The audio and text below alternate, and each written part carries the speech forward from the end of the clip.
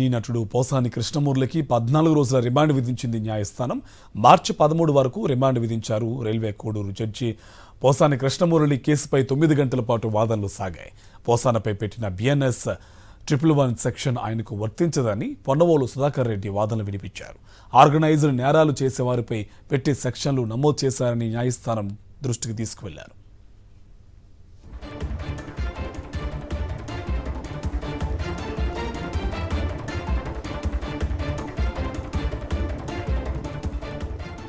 హైదరాబాద్లో బుధవారం పోసాని కృష్ణమూర్తిని అరెస్ట్ చేసిన పోలీసులు సుమారు 15 గంటల తర్వాత అన్నమయ్య జిల్లా ఓబులవారిపల్లి పోలీస్ స్టేషన్కు తరలించారు. అక్కడ పోసానికి వైద్య పరీక్షలు నిర్వహించారు. ఒకే ఒక్క PHC వైద్యుడితో, అది కూడా ఎలాంటి పరికరాలు లేకుండా టెస్టులు చేశారు. గుండె సమస్య కారణంగా సాఫ్ట్గా విచారించడం మంచిదని డాక్టర్ పోలీసులకు సూచించారు.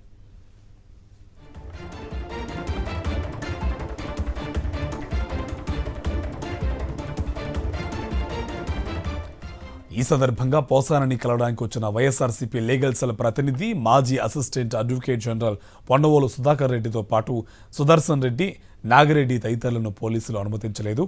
నిందితుడిని న్యాయవాది కలవచ్చని, లేదంటే పక్క గదిలో కూర్చోవచ్చన్న హైకోర్టు ఆదేశాలను పోలీసులు ధిక్కరించారు. రైల్వే కోడూరు మాజీ ఎమ్మెల్యే కోరుముట్ల శ్రీనివాసులు, ఇతర నేతలను సైతం పోలీసులు అడ్డుకున్నారు.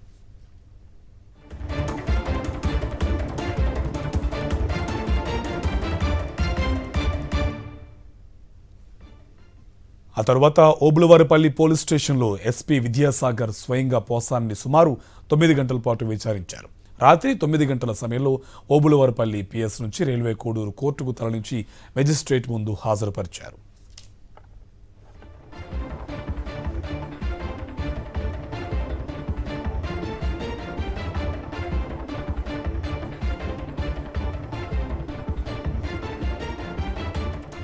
ఈ అంశానికి సంబంధించి మరింత సమాచారం మా కరెస్పాండెంట్ శివారెడ్డి మనకి ఫోన్ లైన్లో డీటెయిల్స్ అందిస్తారు. శివారెడ్డి, 9 గంటల పాటు విచారించినట్టు తెలుస్తోంది. అలాగే మెడికల్ టెస్ట్లకు సంబంధించి ఒక నార్మల్ PHCలో ఉన్న డాక్టర్తో పాటుగా ఎటువంటి పరికరాలు లేకుండా వైద్య పరీక్షలు చేసిన పరిస్థితి కనిపిస్తుంది. డీటెయిల్స్ ఏంటి?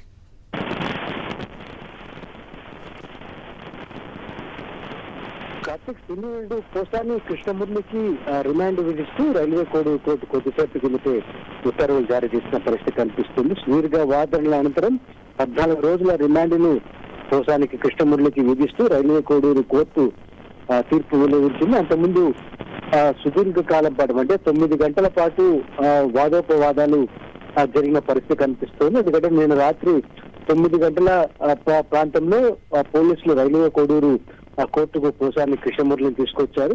ఈ నేపథ్యంలోనే అప్పటి నుంచి దాదాపుగా తెల్లవారుజామున 5 గంటల దాకా, అదేవిధంగా 5:40 దాకా వాదనలు వినిపించిన పరిస్థితి కనిపిస్తుంది. ప్రధానంగా BNS యాక్ట్ లోని 111 ఈ కేసులో వర్తించదని సీనియర్ న్యాయవాది పొన్నవోలు సుధాకర్ రెడ్డి చాలా స్పష్టంగా పేర్కొనడం జరిగింది. అదేవిధంగా ఈ కేసు అంతా రాజకీయ దురుద్దేశంతో కూడుకున్నది, రాజకీయ కుట్రలో భాగంగానే ఈ కేసు నమోదు చేశారని ఆయన ప్రస్తావించడం జరిగింది.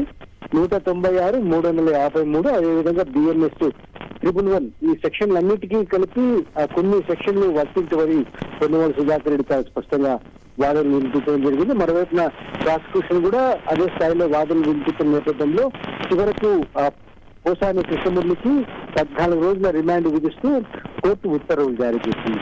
అంతకుముందు ఓబులవారిపల్లిలో 9 గంటల పాటు విచారణ చేశారు. సాక్షాత్తు SP కూడా పోసాని కృష్ణమూర్తిని విచారించడం జరిగింది. అయితే పోలీసుల తీరు మొదటి నుంచి వివాదాస్పదంగా మారింది. ఎందుకంటే తేదీ ఒకరోజు తర్వాత ఉన్న తేదీకి సంబంధించిన నోటీసులు జారీ చేయడం, అదేవిధంగా సాక్షాత్తు పోలీస్ స్టేషన్ లోనే వైద్య పరీక్షలు నిర్వహించడం, ఇట్లాంటి వివాదాస్పదమైన అంశాలు కూడా చోటు చేసుకున్న పరిస్థితుల నేపథ్యంలో ఆ తర్వాత నేరుగా కోర్టుకు హాజరుపరచడం, కోర్టులో కూడా దాదాపుగా 9 గంటల పాటు విచారణ చేసిన అనంతరం కొద్దిసేపటి కిందటే పోసాని కృష్ణమూర్తికి 14 రోజుల రిమాండ్ విధిస్తూ ఉత్తర్వులు జారీ చేసిన పరిస్థితి కనిపిస్తుంది. మరి కాసేపట్లోనే పోసాని కృష్ణమూర్తిని కడప సెంట్రల్ జైలుకు తరలించే అవకాశాలు స్పష్టంగా కనిపిస్తున్నాయి. కార్తీక్ అండ్ శివారెడ్డి, ఇప్పుడు పెట్టిన BNS 111 సెక్షన్ ఏదైతే ఉందో దీంతో పాటుగా గతంలో కక్ష సాధింపు కోసం అరెస్ట్ చేసిన చాలా కేసుల్లో కూడా ఇలాంటి సంబంధం లేని సెక్షన్లు పెడుతూ వాళ్ళని ఇబ్బంది పెట్టిన పరిస్థితి ఒకటి. ఇంకోవైపు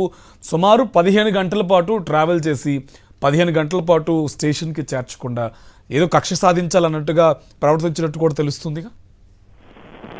ఖచ్చితంగా ఖచ్చితంగా ఎందుకంటే చిత్రహింసలకు గురి చేయడం, అదేవిధంగా శారీరకంగా మానసికంగా వేధించాలనే లక్ష్యంతోనే పోలీసులు ముందుకు వెళ్తున్నట్లు చాలా స్పష్టంగా కనిపిస్తుంది. ఎందుకంటే హైదరాబాద్ లో అరెస్ట్ చేసిన తర్వాత అక్కడి నుంచి నేరుగా అన్నమయ్య జిల్లాకు తీసుకొచ్చారు. అయితే ట్రావెల్ సందర్భంగా కూడా అనేక మానసిక వేదన, శారీరక వేదనకు గురయ్యారు పోసాని కృష్ణమురళి.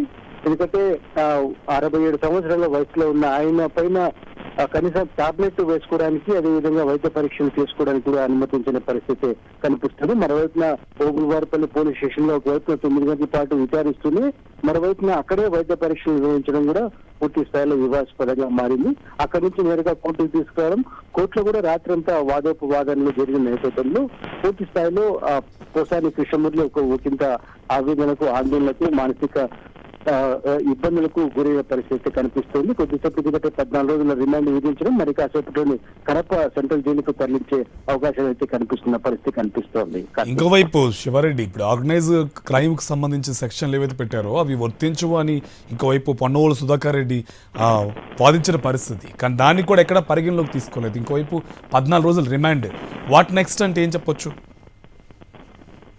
ఎందుకంటే ఎఫ్ఐఆర్ కాపీలో కూడా కొన్ని సెక్షన్లను మళ్ళీ పోలీసులు యాడ్ చేయడం కూడా కొంత వివాదాస్పదంగా మారిన పరిస్థితి కనిపిస్తోంది. ఎటు తిరిగి అక్రమ కేసు బనాయించడంతో పాటు ఖచ్చితంగా జైలుకు పంపించాలి అనే ఉద్దేశమే పోలీసులకు కనిపిస్తోంది. కానీ వాస్తవాలకు అనుగుణంగా వ్యవహరించాలి, అదేవిధంగా వాస్తవాలకు అనుగుణంగా ముందుకు విచారణ సాగించాలనే దానిపైన ఎట్టి పరిస్థితి లేదు. పైనుంచి ఎక్కడైతే ఆదేశాలు వస్తున్నాయో వాటిని అమలు చేయాలి.